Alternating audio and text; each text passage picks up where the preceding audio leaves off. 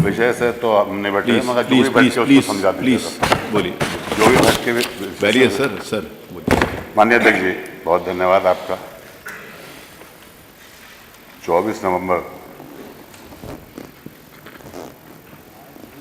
एक प्रार्थना पत्र न्यायालय में दिया जाता है, जिसमें संभल में स्थित शाही जामा मस्जिद को सर्वे के लिए कहा जाता है कि इसमें हम सर्वे करना चाहते हैं। अध्यक्ष जी, सर्वे की रिपोर्ट उस दिन दी गई, सर्वे उस दिन किया गया। अदालत ने उसी दिन ही सर्वे तय कर दिया और उसी दिन ही 2 घंटे के अंदर पूरी प्रक्रिया कर सारों को संभल भेज दिया। संभल में जब इसकी सूचना हुई तो संभल की जामा मस्जिद की जो कमेटी थी, संभल में जो मौलानाओं की और जामा मस्जिद के सब कमेटी के लोग ने उस जो कमेटी आई थी सर्वे करने के लिए उसको सहयोग किया, पूरी तरह से सहयोग किया और आसानी से सब कुछ समाप्त हो गया। और समाप्ति होने के बाद जैसे ही वो चले, उन्होंने जय श्री राम के नारे लगाने लगे, जिससे समाजवादी पार्टी नहीं पूरा संभल इसके ऊपर आक्रोशित हो गया, मगर फिर भी शांत रहे तो चले गए। एक दिन फिर 23 तारीख को के लिए फिर बहस के लिए कहा गया कि एक मरतबा हमें सर्वे करना है। 23 तारीख को ये कहा गया कि रात को हमारे संभल के उन अधिकारियों ने कि कल सुबह 24 तारीख को 7 बजे फिर दोबारा सर्वे होगा। मान्यवर जामा मस्जिद कमेटी और शहर के मौजूद लोगों ने उनसे ये कहा कि 24 तारीख की क्या जरूरत है। 24 ये आदेश जो हुआ है वो 29 तारीख तक अपनी सर्वे रिपोर्ट जमा करने का हुआ है, तो इतनी जल्दी क्या है। मगर नहीं माना गया। लखनऊ से आदेश हो गया कि नहीं, 24 को ही कराना है। 24 को क्यों कराना है? क्योंकि 23 के अंदर रिजल्ट आया। 23 के अंदर रिजल्ट आया कुंदर की विधानसभा का। वहां का रिजल्ट जो आया था उसमें सारे के सारे वहां के जो मुस्लिम वोटर्स थे उन सबके वोट डाल दिए गए, जबरदस्ती जितवा दिया गया वहां के। इसके ऊपर कोई विरोध ना हो, कोई आक्रोश ना हो, इस वजह से उन्होंने कहा कि इसको बदला जाए, इस प्रकरण को, और इसको इस तरह से तरमीम कर दिया जाए। सर्वे रिपोर्ट आ गई, बैठ गए। लोगों ने फिर दोबारा नारे लगाने लगे जय श्री राम के। भीड़ इकट्ठा हो गई। भीड़ इकट्ठा होने के बाद पुलिस ने फायरिंग शुरू की और फायरिंग शुरू होने के बाद में 5 लोगों की डेथ हो गई, जिसमें नईम, बिलाल अंसारी, आयान और मोहम्मद कैफ। मगर एक व्यक्ति का पोस्टमार्टम में नहीं हुआ, पुलिस ने जबरदस्ती उसको दफन करा दिया। मान्यवर, इसमें एफआईआर होती है और एफआईआर के अंदर संभल के एमपी ज़ियाउर रहमान का नाम आया, जो कि संभल में थे ही नहीं, बेंगलुरु गए हुए थे। मैं भी वहाँ नहीं था, मेरे बेटे का नाम आ गया, वो भी वहाँ नहीं था। गर्ल्स के 27 लोगों के नाम उसके अंदर आए और उसके बाद से पुलिस ने पड़तालना शुरू कर दी। घरों के अंदर घुस के इतनी बुरी तरीके से मारा उन लोगों को। वो नामजद भी नहीं थे, मगर नामजद किया गया बाद में उनको। इस तरह का आयाम हो गया और शहर के अंदर अफरा तफरी मच गई। ये सब चीज़ें इस वजह से हुई कि संभल के अंदर जो अधिकारी हैं वो बिल्कुल नए हैं। उन्हें पहली मरतबा पोस्टिंग मिली है, उनको कोई तजर्बा नहीं था और ये घटना यहीं से कंट्रोल करती होती रही, लखनऊ से मुख्यालय से। अध्यक्ष जी, मुझे ये कहने में बता दें आपको और भी, संभल को एक बड़ी उससे देखा जाता है आदमियों से। एक घटना 1976 में हुई थी। 1976 में उसी जामा मस्जिद, शाही जामा मस्जिद के इमाम को जिंदा जला दिया था मस्जिद के अंदर सुबह 3 बजे। पता नहीं क्यों संभल की जामा मस्जिद के ऊपर क्यों इतनी नजरें लोगों की लगी हुई है, जबकि हिंदुस्तान के पार्लियामेंट ने यह कह दिया कि 1991 के बाद में कोई भी सर्वे नहीं होगा, कुछ नहीं होगा। मगर उसके बाद भी भारतीय जनता पार्टी राजनीतिक फायदा उठाने के लिए ये काम करती रही और इसका नतीजा है कि ये वाल हो रहे हैं। वहीं संभल में नहीं, सभी जगह होने लगे। संभल का मुख्यालय बनाना था, मुझे माननीय मुख्यमंत्री जी ने अपने कार्यालय में बुलाया था, मुझसे पूछा था कि संभल का मुख्यालय कहाँ बने, तो मैंने आपसे कहा था कि ये संभल के अंदर रखिए। आज भी संभल से वो 32-33 किलोमीटर दूर है। संभल में होता तो ये बातें नहीं होती, प्रशासन में होता, पूरा होता, हमला होता और ये बात हो जाती। और अब भी वक्त मुख्यमंत्री जी अगर अपने पर पुनः विचार कर लें तो। मानव, एक झगड़ा होता है संभल में, एक बार फिर होता है। उस झगड़े के अंदर भी 9 लोग 10 लोग मारे जाते हैं। उस 9-10 लोग में 2-3 मुसलमान, बाकी गैर मुस्लिम लोग थे। इतना पीड़न हो गया और लोगों ने प्रचार करना शुरू कर दिया कि ये क्या है। एक माननीय मुख्यमंत्री जी, आपके एक मंत्री ने ये बयान दे दिया कि संभल के अंदर तुरक और खासाबों की लड़ाई।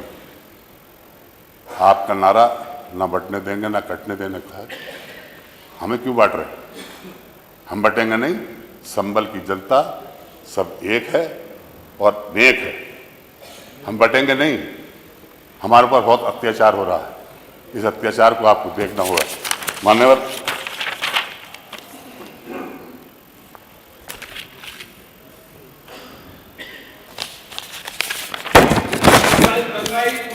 आप बैठे नहीं, आप बैठे ना, यू आर नॉट, नहीं आप जब जवाब दो देंगे नहीं, आप नहीं, आपका नहीं, जब आपको अवसर देंगे, आपको अवसर नहीं, मैंने खुद रोक दिया। माननीय अध्यक्ष जी, उसका जवाब संभल के अंदर नहीं, जब ये झगड़ा हुआ, बात हुई, नहीं, वो जवाब समय पे आएगा। आप शांत रहे। इन लोगों ने झगड़ा कराया, भाजपा के लोगों ने। यह घटना घटी, 5 लोग मर गए। समाजवादी पार्टी के राष्ट्रीय अध्यक्ष आदरणीय अखिलेश यादव जी ने एक कमेटी का गठन किया, जिसमें हमारी विधानसभा के नेता प्रतिपक्ष की उसको हेड बनाया गया। जाने नहीं दिया गया, मना कर दिया गया। यहाँ उनको हाउस अरेस्ट कर लिया गया, वहाँ नहीं जाने दिया गया। किस बात को छुपा रहे थे? किस बात को छुपाया जा रहा था जो इनसे नहीं जाने दिया गया? ये जाते कुछ ना कुछ अमन की बात करते। इनका स्वभाव तो आप खूब जानते हैं किस तरह का है। और अगर इनको मना कर दे, सबको मना कर दिया। माननीय मुख्यमंत्री जी, आप तो खुद ही किसी अपने प्रतिनिधिमंडल को भेज देते, मालूम तो कर लेते वहां हुआ क्या है, किसने किया है, कैसे किया है, किसने गोली चलाई, क्यों मारे गए लोग। इस तरफ को न देखकर ये हुआ। मैं आज फिर आपसे ये कहता हूं, आज भी आप ऐलान करिए इस विधानसभा के अंदर, और यहाँ की कमेटी बनाइए विधानसभा के सदस्यों की, 10 कमेटी के बनाइए, 7 अपने तरफ के रखिए, 3 हमारे रखिए। दूध का दूध, पानी का पानी हो जाएगा। अध्यक्ष जी, ये ज्यादती ना कराइए, बहुत ज्यादती हो रही है। और खासतौर से हम लोगों को निशाना बनाया जा रहा है। हर ऐसे नारे लगाए जाते हैं जिससे हमें उत्तेजित करना का मौका देते हैं, मगर हम उत्तेजित नहीं होंगे। हम इस देश के, इस प्रदेश के विकास के लिए काम करते रहेंगे। हमारा ये कर्तव्य रहा है इस देश को के अंदर कोई भी ऐसी गड़बड़ी हो तो हम आगे बढ़कर अपना साथ दें। और हमें शक की नजर से देखा जाता है। हमें शक की नजर से क्यों देखते हैं? आप राजनीति करिए तो ऐसी करिए कि विकास के कार्य कराइए हैं, प्रदेश को आगे बढ़ाने का काम करिए। हिंदू मुस्लिम करने से कोई वो नहीं है। आज भी आप सर्वे का संभल में कराएंगे, कोई भी हिंदू और मुसलमान ये नहीं कह सकता कि झगड़ा हिंदू मुसलमान का, ये कोई नहीं था। ये तो प्रशासन की वजह से हुआ। अगर प्रशासन को ये फीडबैक नहीं मिलता कि तुम उस पर गोली चला दो, तुम ऐसा कर दो, सर्वे कराओ, अगर ये तो हम उच्चतम न्यायालय का धन्यवाद देंगे जिन्होंने ये ऐसा आदेश कर दिया कि जिससे आप कभी कोई सर्वे नहीं होगा। मान्यवर, संभल की घटना बहुत गंभीर है और इसको आप गुस्से में न लेकर समझदारी से काम लेकर करिए, ये प्रदेश आपका है। आपने ये कहा कि मेरे प्रदेश में आज तक दंगा नहीं हुआ, तो इसकी जांच तो कराइए, आपके इसके पीछे है कौन। आप डायरेक्ट अगर अपनी मालूमात के जरिए से जो आपको वहां के प्रशासन दे रहा है उसके आधार के ऊपर आप ये कह लें कि मुसलमानों ने किया है।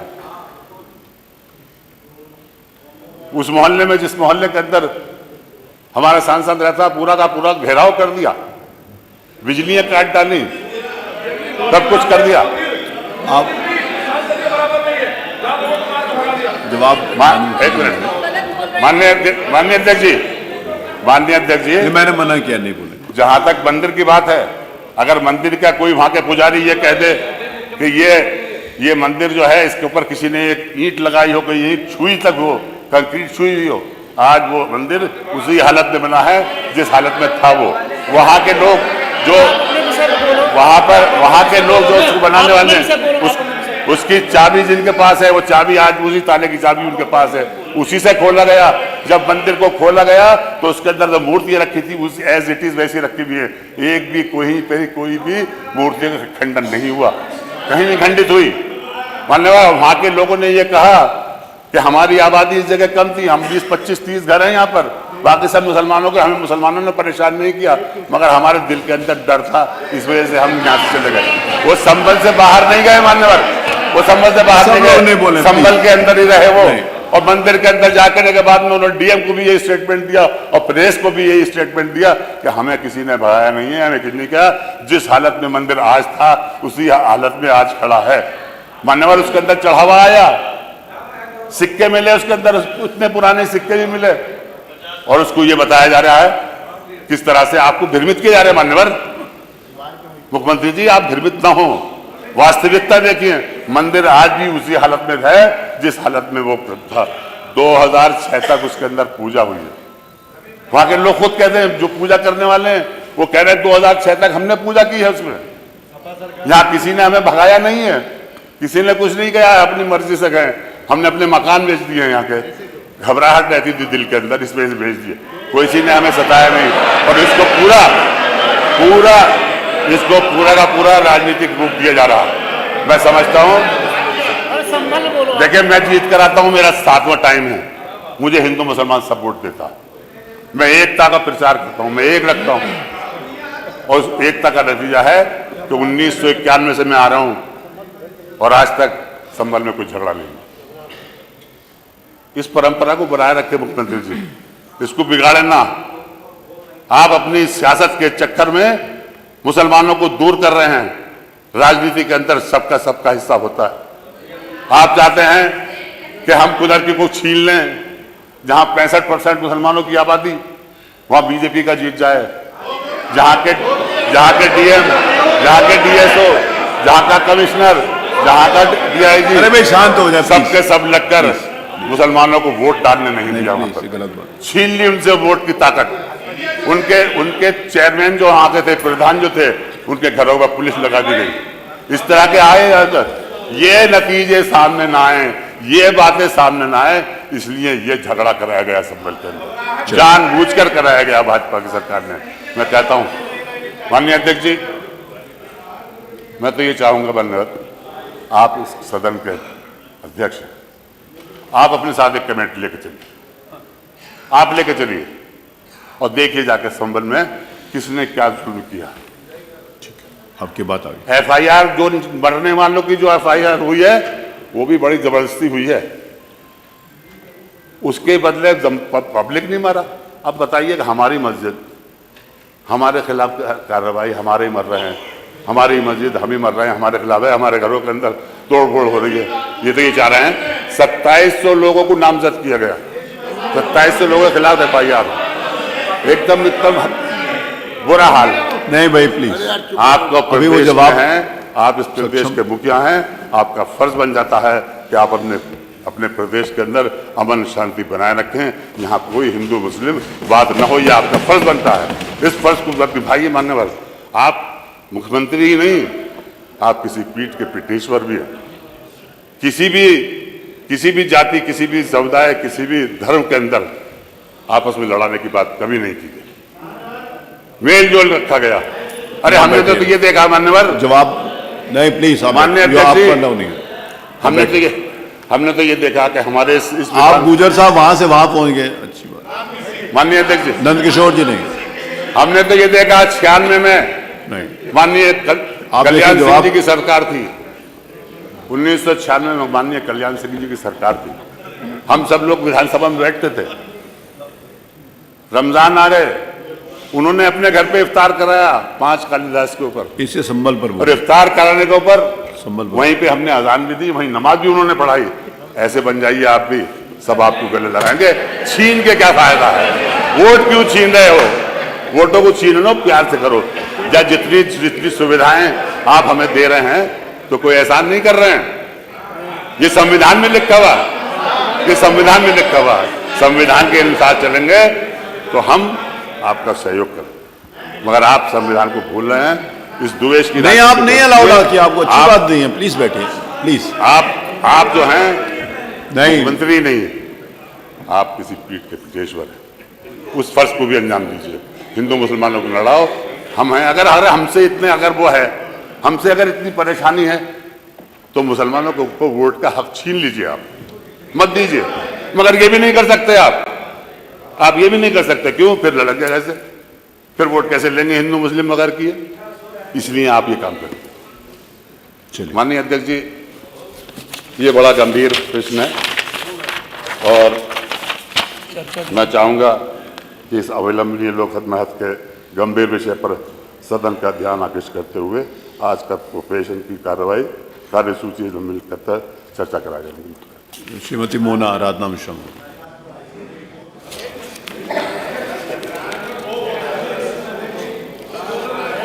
बुलवाता हूँ, इसके बाद बुलवा, इसके बाद मोना जी के बाद बुलवा। माननीय अध्यक्ष, मैंने बोला था 2 लोगों को बुलवाऊंगा। माननीय अध्यक्ष जी, आज उत्तर प्रदेश में जिस तरह से सांप्रदायिक हिंसा हो रही है पूरे प्रदेश में, ये केवल ये राजनीतिक विषय नहीं है, किसी विशेष व्यक्ति से संबंधित नहीं है। ये उत्तर प्रदेश की 25 करोड़ की जनता की सुरक्षा का विषय है। मैं ये मानती हूँ कि कोई भी सरकार और कोई भी मुख्यमंत्री ये नहीं चाहता कि सांप्रदायिक दंगे हों, प्रदेश जले। पर अफसोस की बात है कि आज उत्तर प्रदेश में 2 ऐसी दर्दनाक घटनाएं हुई जिसकी वजह से आज प्रदेश का माहौल ठीक नहीं है। विस्तार से हमारे वरिष्ठ साथी माननीय विधायक इकबाल जी ने पूरी बात संभल के बता दी, पर मैं शुरू करना चाहती हूँ जो इसके पहले की 13 अक्टूबर की जो घटना बहराइच में हुई, महसी तहसील में, जिस वजह से ये घटना हुई दुर्गा पंडाल में दुर्गा विसर्जन को लेकर के,